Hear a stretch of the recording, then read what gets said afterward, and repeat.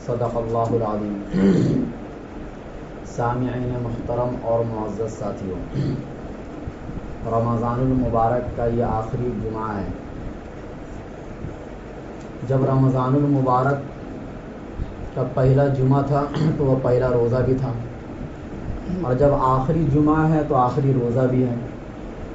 تو گویا کہ اس سال رمضان کی ابتدا بھی جمعہ سے اور رمضان کی انتہا بھی جمعہ سے۔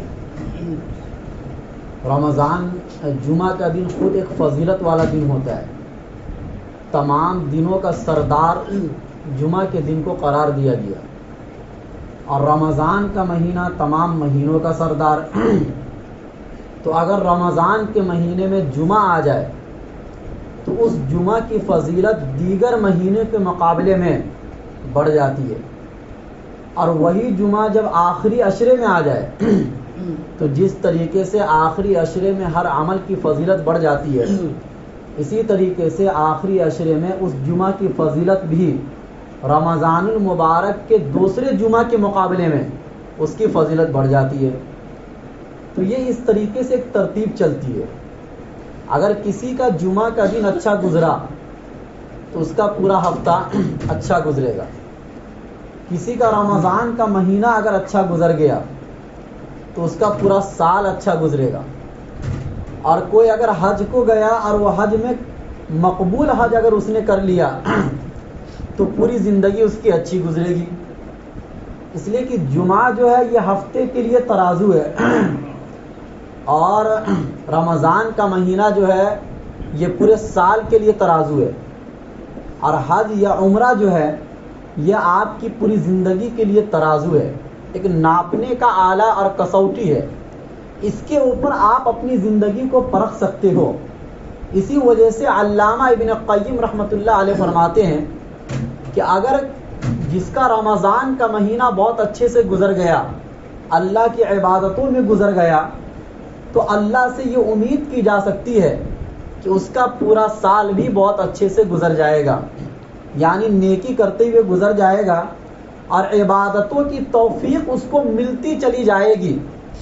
اس لیے کہ روزے کا جو اصل مقصد ہے تقوی، اس تقوی کا مطلب ہی ہے عبادتوں کی توفیق کا ملنا، نفس کے خلاف کام کرنے کی عادت پڑ جانا، یا ایک مہینے کی تربیت میں آپ نے جس طریقے سے حلال چیز کو بھی چھوڑ دیا اللہ کے کہنے پر، تو اسی طریقے سے آپ 11 مہینے حرام طریقوں سے بھی بچ جائیں گے اللہ تعالیٰ کے منع کرنے سے۔ یہ انسان کی تربیت ہوتی ہے رمضان میں۔ رمضان صرف یہ والا پنکھا بند کر دیجیے تو رمضان صرف کھانے پینے سے بچنے کا نام نہیں، یہ تو روزے کی حقیقت ہے بس کہ آپ کھانے پینے سے بچ گئے، لیکن ایک روزہ ہوتا ہے روح کا روزہ، جو جسم میں ہمارے روح ہے، اس کا بھی ایک روزہ ہوتا ہے۔ روح کا روزہ ہونے کا مطلب ہے کہ آپ اپنی امیدوں کو کم کر دیں، اس لیے کہ جس انسان کی زندگی میں امیدیں بہت ہوں گی وہ انسان رمضان کے مہینے میں روزہ رکھ کر بھی کامیاب نہیں ہو سکتا ہے، اس لیے کہ وہ 11 مہینے امیدوں کے پیچھے پڑا ہوا رہے گا، اور جب امیدیں اس کی پوری نہیں ہوگی تو اس کو ٹینشن ہوگا، پھر عبادتوں میں خلل آئے گا۔ تو آپ کو یہ عہد کرنا ہے آخری دن میں کہ ہمیں پورے 11 مہینے اپنے روح کا بھی روزہ رکھنا ہے، اور روح کا روزہ یہ ہے کہ آپ اپنی امیدوں کو کم کر دیں، جیسے کہ رمضان کے مہینے میں آپ اپنی امیدوں کو کم کر دیتے ہیں۔ آپ پورے طور سے کھانا پینا نہیں کر سکتے ہیں، آپ ایسے ٹائم پر کھاتے جس ٹائم پر دنیا کی کوئی قوم نہیں کھاتی ہے۔ یہ امیدوں کا کم ہونا ہے، آپ کی امیدوں کے مطابق کوئی کام نہیں ہوتا رمضان میں، بلکہ آپ کی امیدوں کے خلاف ہوتا ہے۔ یا آپ کو بتایا جاتا ہے کہ جب تک آپ امیدوں کے خلاف کام نہیں کریں گے آپ اپنے روح کے روزے کو مکمل نہیں کر پائیں گے۔ نمبر 2 ہے عقل کا روزہ۔ آپ کی عقل جو کہے وہ آپ کو نہیں کرنا ہے، بلکہ اللہ اس کے رسول جو کہہ رہے وہ آپ کو کرنا ہے۔ عقل کے روزے کا مطلب یہ ہوتا ہے کہ خواہشات نفس کی مخالفت کرنا، نفس آپ کا جس راستے پر لے کر جائے اس راستے پر چلے جانا یہ عقل کے روزے کے خلاف ہے، اور یہ عقل کے بھی خلاف ہے، اس لیے کہ جب اللہ تعالیٰ نے یہ کہہ دیا کہ جس کام کا میں حکم دے رہا ہوں وہ حکمت کے مطابق ہے، اور جس کام سے میں روک رہا ہوں وہ بھی حکمت کے مطابق ہے، جب دونوں چیزیں حکمت کے مطابق ہے، آپ کے فائدے کے پیش نظر ہے، تو اگر آپ اپنے خواہشات نفس کے مطابق کام کریں گے تو گویا کہ آپ اپنی عقل کے بھی خلاف کام کر رہے ہیں، کیونکہ اس میں آپ کا نقصان ہے۔ تو آپ کو یہ عہد کرنا اس آخری دن میں کہ آپ اپنے نفس کے خواہش کے مطابق زندگی نہیں گزاریں گے بلکہ نفس کے خلاف زندگی گزاریں گے، اور یہ چند دنوں آپ کو گزارنا پڑتا ہے، 1 مہینہ 2 مہینہ جب آپ نفس کے خلاف چل لیں گے تو آپ کی پوری زندگی خود بخود نفس کے خلاف ہو جائے گی، پھر آپ کو گزارنے کی ضرورت نہیں پڑے گی۔ چند دنوں کی یہ تربیت ہوتی ہے، جیسے رمضان کا مہینہ 1 مہینے کی تربیت ہے یہ، لیکن اس تربیت کا فائدہ کب ہوگا؟ جب آپ رمضان کے بعد بھی رمضان کے مطابق زندگی گزارنے کی کوشش کریں گے چند دنوں اور، تو آپ کی پوری زندگی کی پھر ایک سیٹنگ ہو جائے گی خود بخود، پھر الگ سے کچھ کرنے کی آپ کو ضرورت نہیں پڑے گی۔ تو یہ ہے عقل کا روزہ، اور ایک ہوتا ہے نفس کا روزہ۔ نفس کا روزہ ہے محارم سے بچنا، اللہ نے جن چیزوں کو حرام قرار دیا ہے آپ ان چیزوں سے بچ جائیں۔ تو پتہ یہ چلا کہ رمضان کے مہینے میں آپ کو یہ عہد بھی کرنا ہے کہ آپ اپنی امیدوں کو کم کر دیں، اس لیے کہ دنیا میں ہر انسان کی امید پوری نہیں ہو سکتی ہے۔ عمل الانسان ما تمنا، اللہ نے قرآن میں کہا کہ کیا کوئی انسان ایسا آپ دکھا سکتے ہو کہ جس کی ہر تمنا پوری ہو گئی ہو؟ دنیا میں کوئی انسان چاہے کتنا بھی بڑا مالدار کیوں نہ ہو جائے، جس کی ہر امید پوری ہو جائے اور ہر تمنا پوری ہو جائے، ایسا کوئی انسان آپ دنیا میں نہیں دکھا سکتے ہیں، بلکہ ہوتا وہی ہے جو اللہ چاہتے ہیں۔ تو اسی لیے آپ اپنی ذات سے اپنی امیدوں کو کم کر دیں گے تو اس میں آپ کا فائدہ ہے۔ اسی طریقے سے آپ یہ عہد کر لیں کہ ہمیں خواہشات نفس کے خلاف چلنا ہے، شیطان کے نقش قدم پر ہمیں نہیں چلنا ہے، وہ ہمارا کھلا ہوا دشمن ہے۔ اور یہ بھی عہد کر لے کہ اللہ نے جن چیزوں کو حرام قرار دیا ہے ہمیں ان تمام چیزوں سے بچنا ہے، پھر آپ کے اندر تقوی صحیح معنوں میں آئے گا، اور رمضان کے مہینے میں ان تینوں چیزوں سے آپ کو گزارا جاتا ہے۔ بس یہ ہے کہ آپ کو ان چیزوں سے عبرت حاصل کرنا ہے، تھوڑا اپنے ذہن میں بیٹھانا ہے۔ اس کے بعد یہ سمجھنا ہے کہ رمضان کے پورے مہینے آپ نے روزہ رکھے، تراویح پڑھے، جو اللہ نے آپ کو حکم دیا آپ نے اس طریقے کے مطابق زندگی آپ نے گزاری 1 مہینے۔ اور روزے کی کیا فضیلت ہوتی ہے، رمضان کی کیا فضیلت ہے، یہ ساری چیزیں تو میں نے بتا دیا۔ قرآن کریم میں ایک اصول اللہ نے بتلایا کہ من عامل صالحا من ذکر او انثی وہو مومن، کہ چاہے وہ لڑکا ہو یا لڑکی، مرد ہو یا عورت، چاہے کوئی بھی ہو، اگر وہ ایمان کے ساتھ نیک عمل کرتا ہے تو فَلَنُحْيِيَنَّهُ حَيَاةً طَيِّبَةً، تو ہم دنیا میں اس کو حیات طیبہ، مبارک زندگی، پرسکون زندگی اور اطمینان قلب والی زندگی عطا کریں گے۔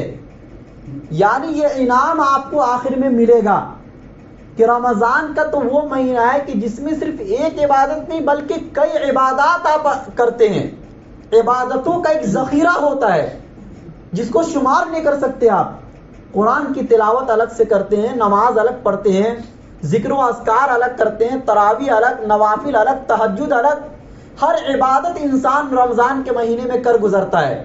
ان عبادتوں کا فائدہ یہ ہوگا کہ وَهُوَ مومن، اگر آپ نے ایمان کے ساتھ اور اخلاص کے ساتھ اگر یہ کام آپ نے کیا ہوگا تو آج جو ہر آدمی پریشان ہے اطمینان قلب والی زندگی کے لیے، وہ زندگی اللہ آپ کو عطا کریں گے۔ اور آخرت میں وَلَنَجْزِيَنَّهُمْ أَجْرَهُمْ بِأَحْسَنِ الَّذِي كَانُوا يَعْمَلُونَ، کہ ان عبادتوں کا اجر آپ کو دیا جائے گا اس طریقے سے بھی زیادہ جس طریقے پر آپ نے عبادتوں کو انجام دیا ہے۔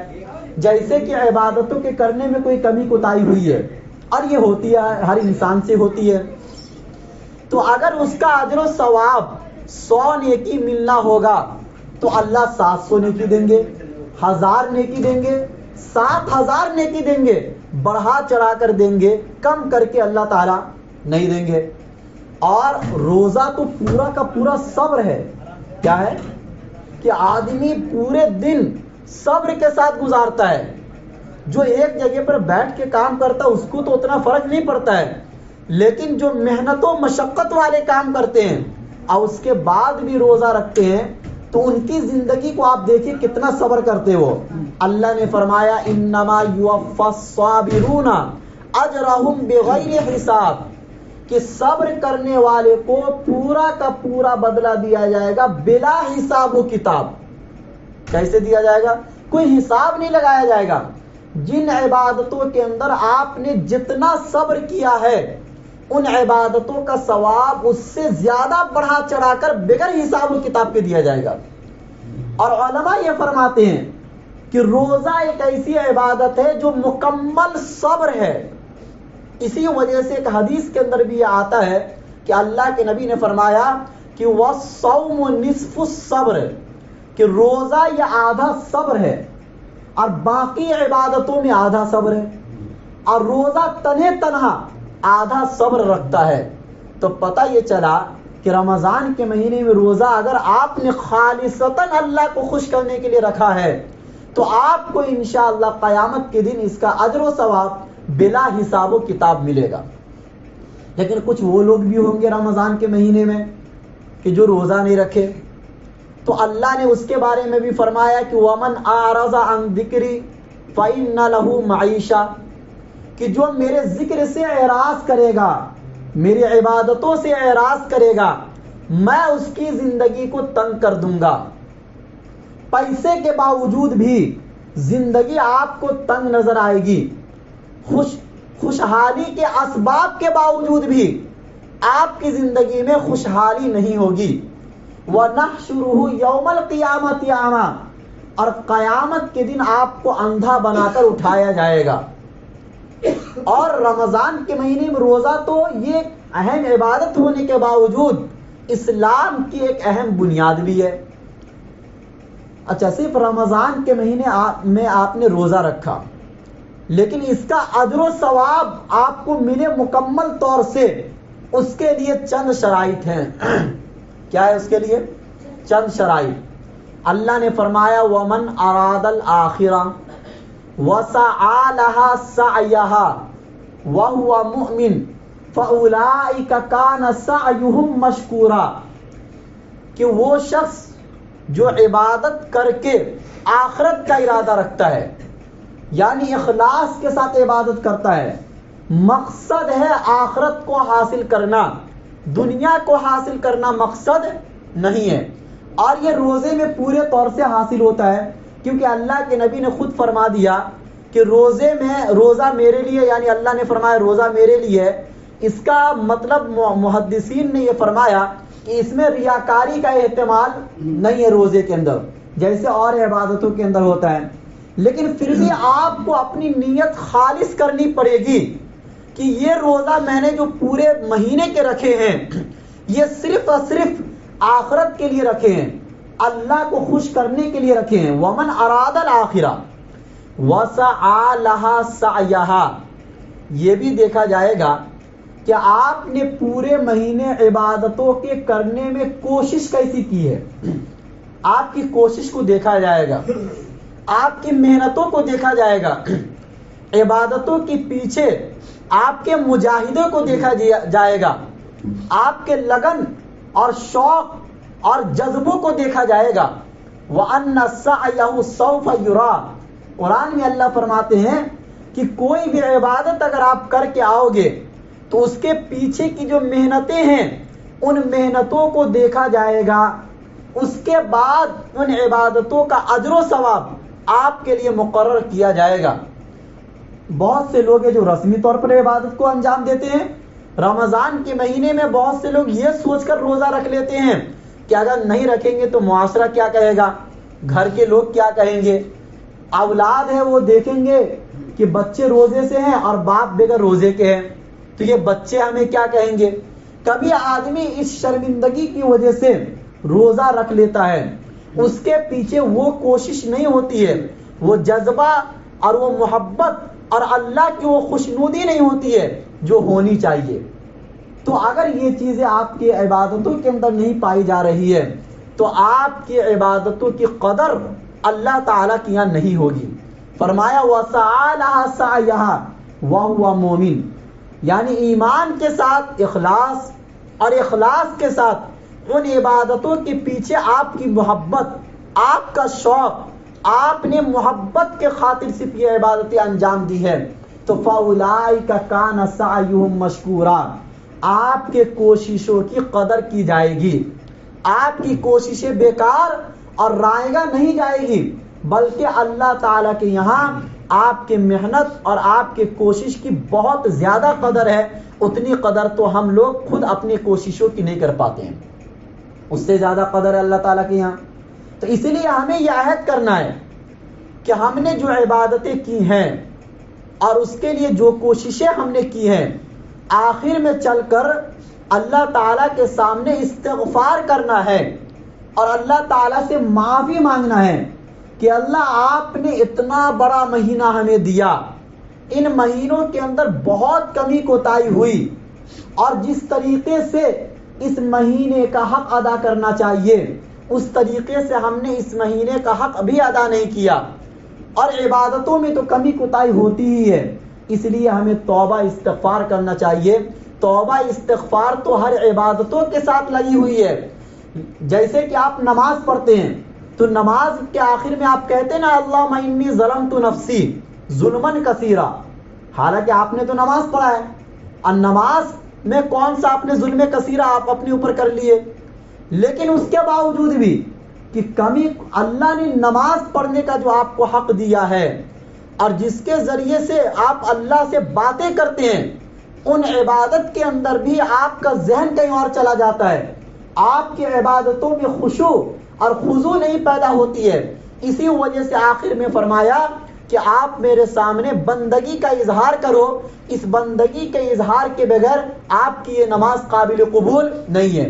تو اسی طریقے سے رمضان کا پورا مہینہ آپ نے روزہ رکھ لیا ہے، اب اصل مسئلہ ہے قبولیت کا۔ کس کا مسئلہ ہے؟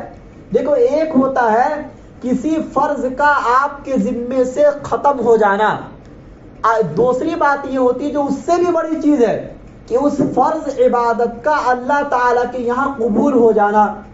آپ نے وضو کر کے اور نماز کے جو شرائط ہے، جو فرائض ہے، اس طریقے سے آپ نے نماز کو ادا کر لیا تو یہ نمازیں آپ کی صحیح ہو گئی۔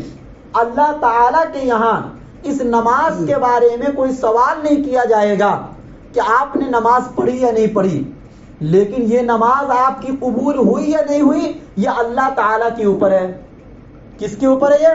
یہ اللہ تعالیٰ کے اوپر ہے، چاہے تو اللہ قبول کرے اور چاہے تو قبول نہ کرے۔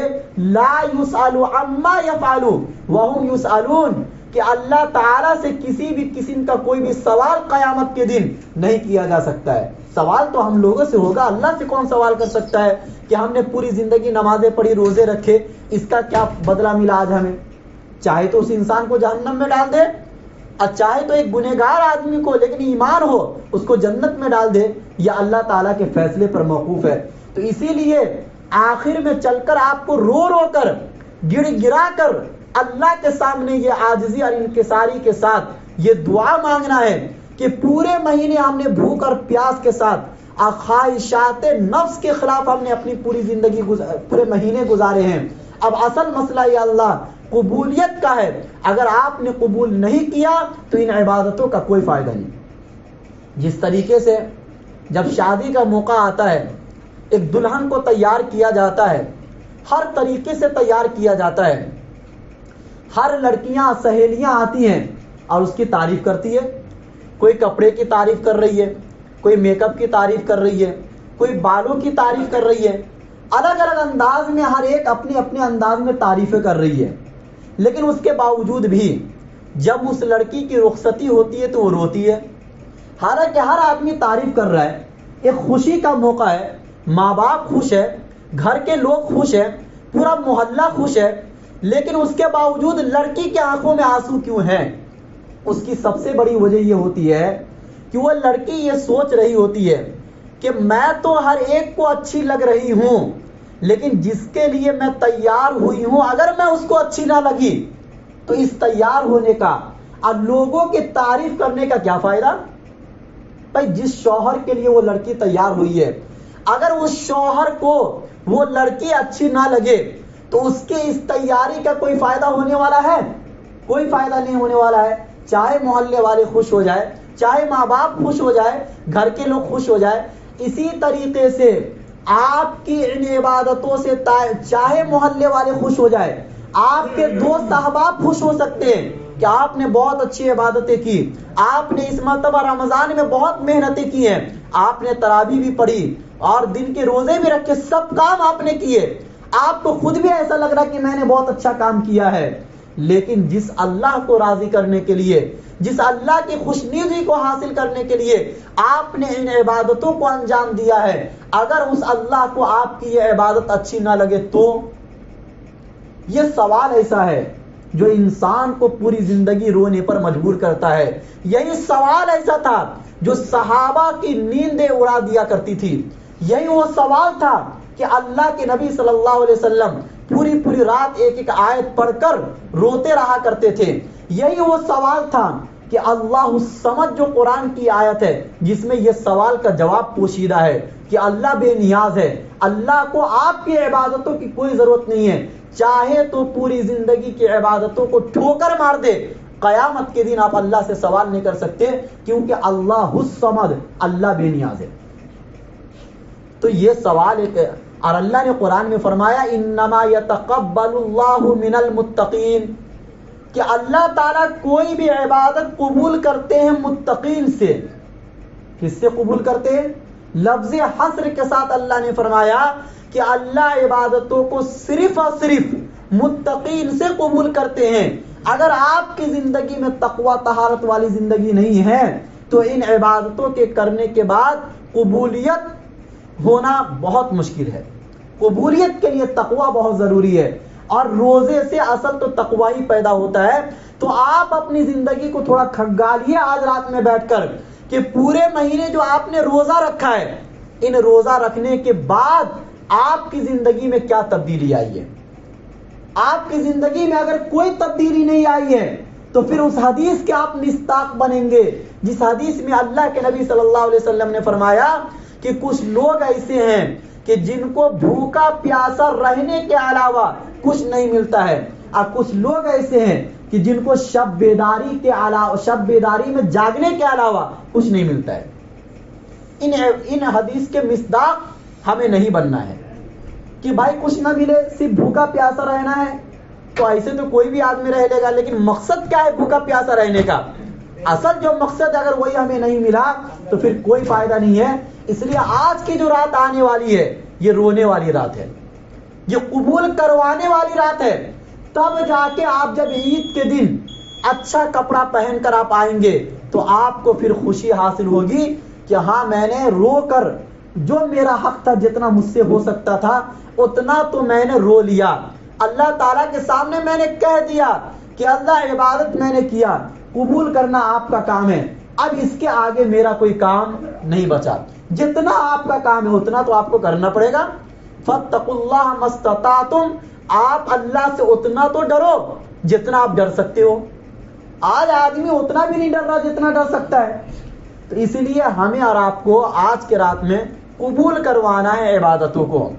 دوسری بات صدقہ فطر کے بارے میں مختصراً میں بتا دوں کہ دیکھو رمضان کے مہینے میں جس طریقے سے اور عبادت آپ کرتے ہیں فرض عبادت، لیکن اس کے آگے پیچھے سنت نمازی ہوتی ہے، نفل نمازی ہوتی ہے. کیوں؟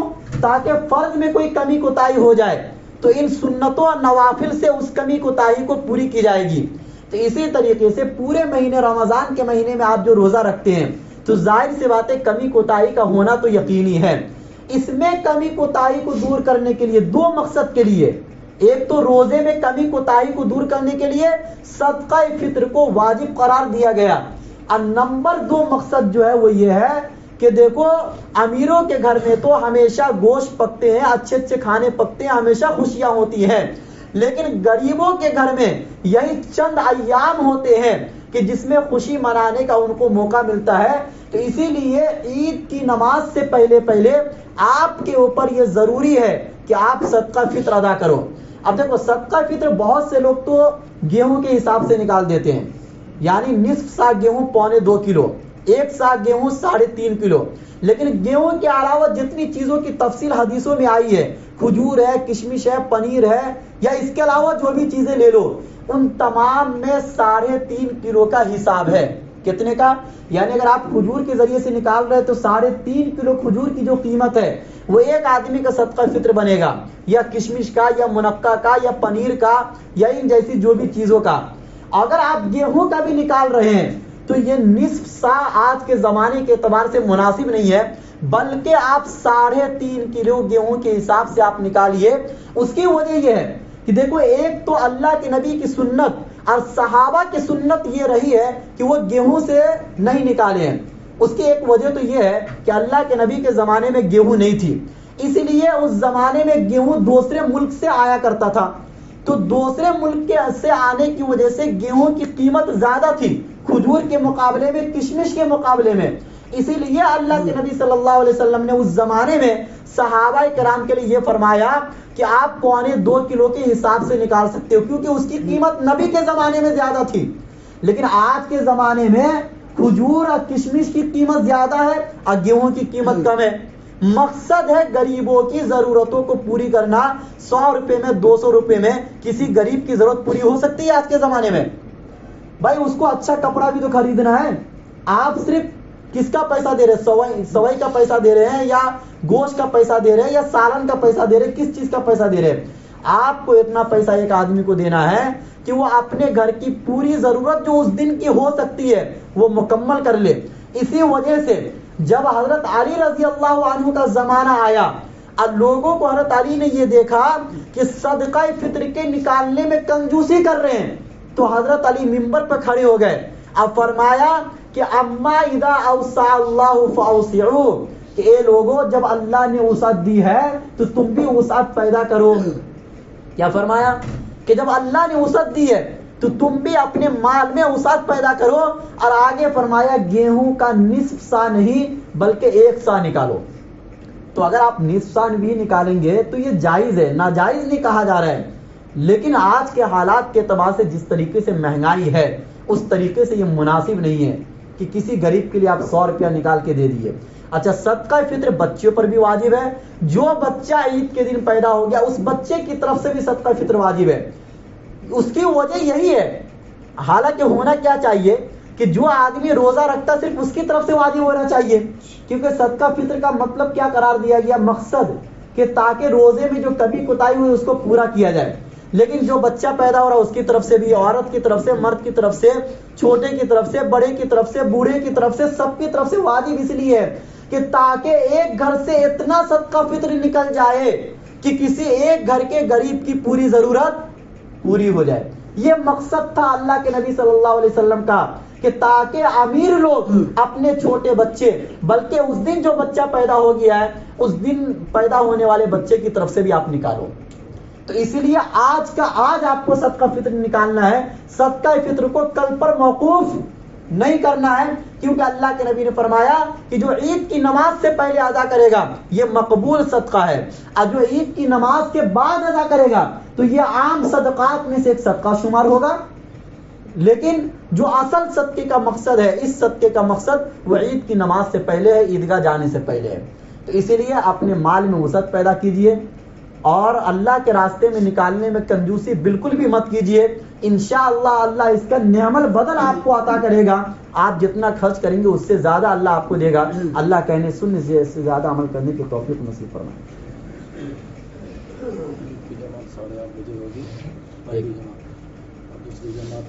پہلی جماعت عید کی جو نماز ہوگی اس کی پہلی جماعت 8:30 بجے ہوگی اور دوسری جماعت 9 بجے ہوگی. انشاءاللہ اگر چاند ہو گئے آج تو پہلی جماعت 8:30 بجے ہوگی اور دوسری جماعت 9 بجے ہوگی.